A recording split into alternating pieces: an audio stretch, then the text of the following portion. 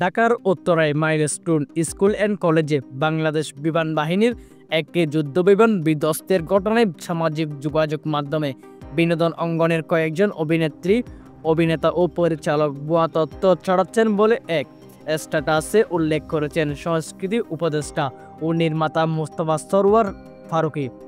গতকাল মঙ্গলবার রাতে দেওয়া সেই পোস্টে সংস্কৃতি বিষয়ক উপদেষ্টা মোস্তফা সরওয়ার ফারুকী লিখেছেন, মাইলস্টোনের ক্লাসে কারা ছিল, কারা প্রাণ হারিয়েছে, কারা চিকিৎসাধীন, এসবই তো রেকর্ডেড। সুতরাং দয়া করে ভুয়া হেডলাইন দেওয়া লেখা শেয়ার করে মানুষকে আরও ট্রমাটাইজ করবেন না। জাতি শিল্পীদের কাছে আরেকটু দায়িত্বশীলতা আশা করে।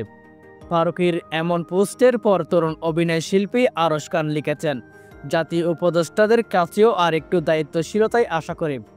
জাতীয় উপদেষ্টাদের কাছেও আরেকটু দায়িত্বশীলতাই আশা করে উল্লেখ করে সংস্কৃতি বিষয়ক উপদেষ্টা ফারুকীর উদ্দেশ্যে ছোট পর্দার অভিনেতা আরশ খান লিখেছেন, বিখ্যাত শিল্পী পরিচালক যারা একটা মিসিং পোস্ট শেয়ার করেছেন তারা মানুষ, তাদের পরিবারও শিশু আছে।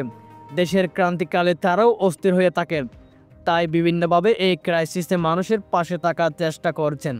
যেহেতু আপনাদের দেওয়া তথ্য সম্পূর্ণভাবে অভিভাবকদের এবং ছাত্রদের কথার সঙ্গে মিলছে না, তাই আমরা দুআশার মধ্যে আছি। ভুলবশত পোস্ট অথবা সম্মিলিত চক্রান্ত কিনা এইসব তদন্ত করে দুর্ঘটনার সঠিক তদন্ত করে আমাদের সঠিক তথ্য দিয়ে অবহিত করুন, যেন ভুল তথ্য আমাদের বিভ্রান্ত না করে। জাতীয় উপদেষ্টাদের কাছেও আরেকটু দায়িত্বশীলতাই আশা করেন।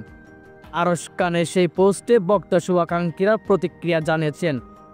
পোস্টটি অনেকে শেয়ারও করেছেন। এদিকে আরেক পোস্টে আরশ খান লিখেছেন, সব রাজনীতিবিদকে আমাকে বিরোধী দল মনে হবে, কারণ আমি জনতার পক্ষে কথা বলি।